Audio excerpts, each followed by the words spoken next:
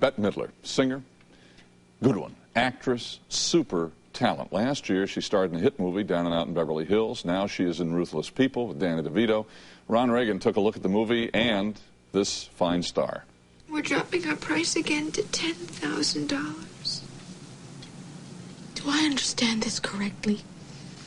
I'm being marked down? What is this, the bargain basement?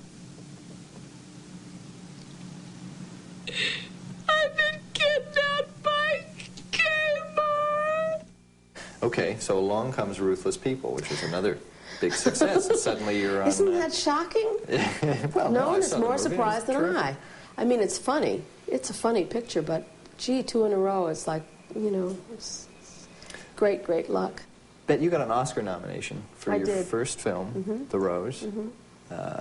Everybody thought that's fantastic, natural actress. She's going to be a big star. Next film, Jinxed.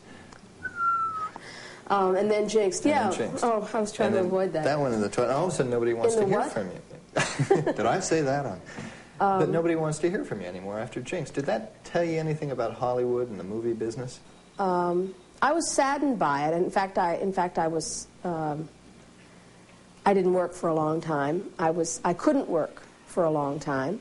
But you know, I feel like I feel like all that's so far behind me, and I feel like I've really, like a phoenix, risen from my own personal ashes. Well, you didn't have too many scenes with Danny DeVito in One.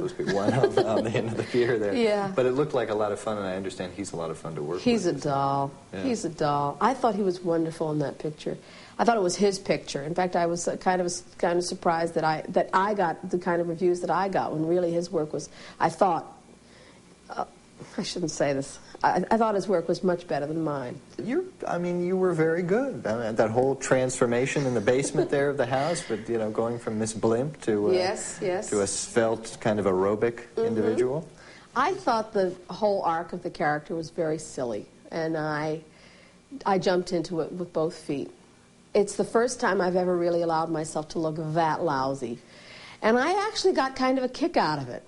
You know, when I saw the suit, the fat suit, I said, yeah, put it on me, so what? Well, a lot of people have perceived me as a fat woman anyway, for a lot of my career, so it didn't really bother me. Now we get to Outrageous Fortune, which is your latest film. Yeah. Tell us about that. Well, it's 2 sort of terrible actresses who hate each other's guts, who discover that Shelley Long and I, and we discover that we're both in love with the same man. And then he's killed. And we discover that he's not really killed because the body in the morgue is not his. And how we identify him, I won't tell. And this is the most I've ever worked in pictures. And I have to tell you, I love it, but it's a lot like going to a pineapple cannery. It really is. It's a lot like being in a factory. I mean, you get up at 6:30, and you have a half hour for lunch, and you're on your feet all day. Yeah. And so in that respect, you know, you're just as pooped. Why did you, I didn't ask you before, but why did you get into movies in the first place? Well, because I didn't know you had to get up at 6:30, you thought it was and you easy. only had a half hour off for lunch. I thought it was much more glamorous than it turned out to be. Now, you found something of a home at Disney Studios, and there you went to do Down and Out in Beverly Hills. Isn't that shocking? Yeah, I guess a lot of people would be a little surprised. I never imagined they would ever let me on that lot, you know, because I have a bold reputation. Raunchy. Yes, a little bit. Well, I'm trying to soften it a little bit. Bold, I like bold. Bold, okay. Tomorrow, more of It is now 8:47. Bette Midler, singer, actress, comedian. Ron Reagan talked to this multi-talented woman about a number of things, including her recent special on HBO. Oh, they got the spirit, and what a spirit it is. It's the spirit that only comes when you can stand on your flipper and say to the world, boom, boom, Well, every time you sing the same song, night after night, try to bring something new to it. And also energy, a certain amount of energy that's coupled with the spontaneity. That makes an evening sparkle, I think. God, I sound pompous. I don't mean to. I swear I don't mean to. No, well, I'm 40 now. I can sound pompous if I want. You can sound pompous because you've started your own production company, All Girls Productions. All girls. And your motto is, "We hold a grudge." Did you badmouth us before? You'll never work with us again. Do you hold a grudge? Oh, absolutely we hold a grudge. You don't have to mention names, but against who or what? Oh, please. Everybody in this town's holding. I'm sure they've all got their little bags worth. All Girls' first project is going to be a story of Ina Ray Hutton, a big band leader in the 30s and 40s. What attracted you to her? She was very spunky, and she was very lively, and she was very energetic. She was, in fact, adorable. She didn't just stand there and lead a band. She tap danced, and then she'd start to tap dance. She'd tell stories in the middle of a number, and I just adored her. That energy is, she jumps off the screen at you. She sounds a little like somebody else. Well, yes, I thought there was so much. We had so much in common. And plus, it's a wonderful story because she was put down for a long, long time because she really, really had great aspirations to be a jazzer, to be a jazz player, and they said in those days that women could not play jazz, and she was determined to show that she could make it in a man's world, and she did. Well, you said yourself that you originally wanted to be a great dramatic I did. actress. I wanted to be Eleanor Duse. I wanted to play Lady Macbeth. Yeah. And I still believe I can play. I still believe I'd be a hell of a Lady Macbeth. Well, then All Girls can launch a sure. A production of Sure. Macbeth. Do you really still want to be a dramatic actress as opposed to a comedian? I think I have great potential in that area, but I feel that a lot of people might have thought that The Rose was a fluke, perhaps. But I've perceived it that I have a lot to prove. That every time I do a picture, I have to keep on proving myself. It's very, very tiring. This is sort of pop psychology, all of a sudden. I hate to do this to you, but do you suffer from what some successful people, the insecurity that some successful people have, I guess, where they don't believe that they really deserve to be as... You mean, do I think I'm a fraud? In brief.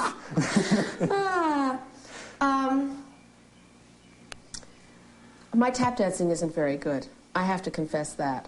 But other than that, I do everything excellently.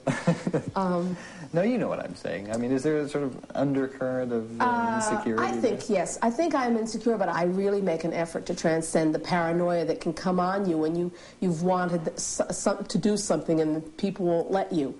And I try to put that aside and just keep going, keep doing it, because perseverance in this business especially pays more than anything else, even more than talent, I think. Yeah. Just stick-to-itiveness really pays off. Keep plugging away. Your Mud Will Be Flung album, comedy album, a lot of breast jokes in there, apparently. Major. And so many. And apparently some women are very upset about that. Do you think? All right. Well, I like breast jokes.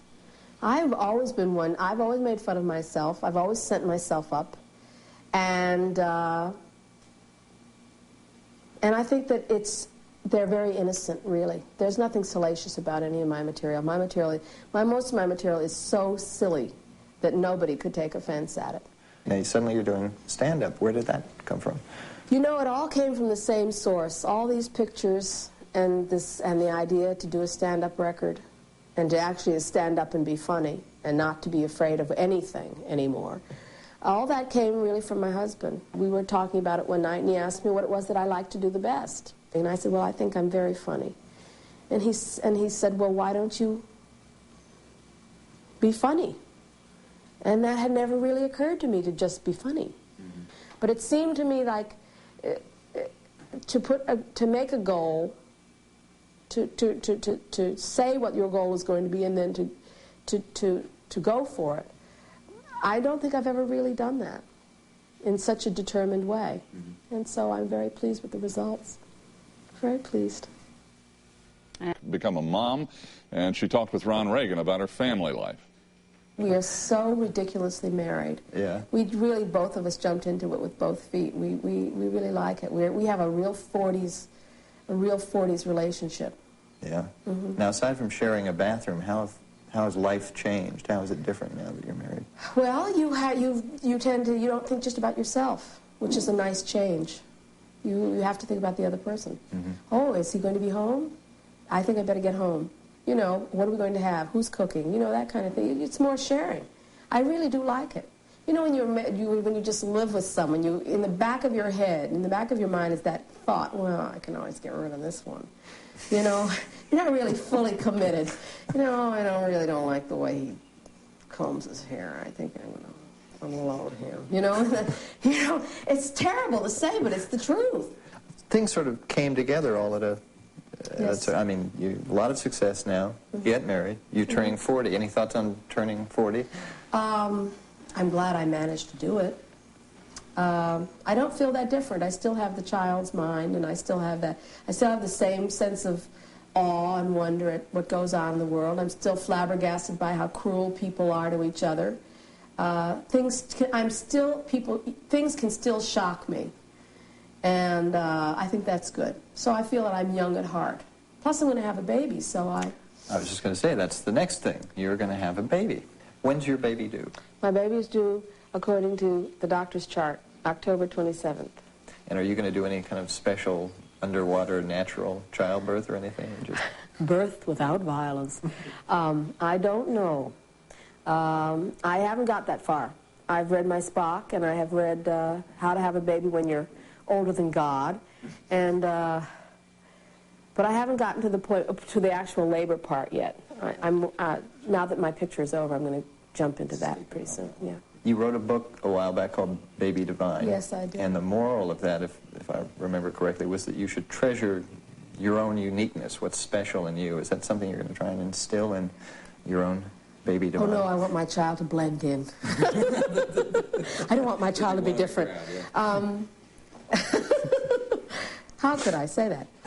I'm going to raise, I think a lot of moms these days want their kids to be, they don't want to give the kid sugar, they don't want the kid to watch TV, they want the child to read, they want the child to be bright, they want the child to be with it. And I think the child has a mind of its own. I think the personality that it develops.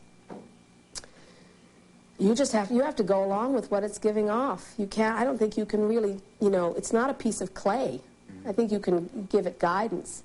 But I think you also have to give it room.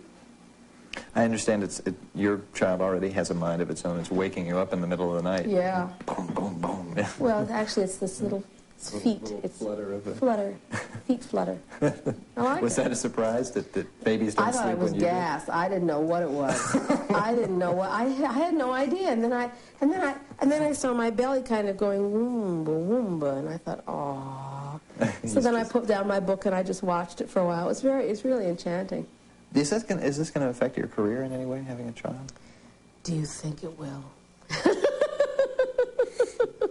Yeah, I think it will. I think it will. Yeah. I think I'm going to have to. Yeah, I think I'm going to have to pay a lot of attention to where I am in relation to it. I don't think I would go on location so much, or if I did, I would take the child with me. I would like to give it a sort of normal upbringing. Have you picked a name for the baby? I would never tell you what my baby's name is, because people are always telling you that's a lousy name for a kid. Or I knew someone with that name and I hated their guts. So we're not going to do that. Last question. Is there one song that you've recorded or sung that's closer to your heart than any others? I think Friends. I have two versions of it. Well, a real silly version, and I have a serious version. But it pretty much says what all the stuff that I do is about. Well, are you going to play it? Bette Midler.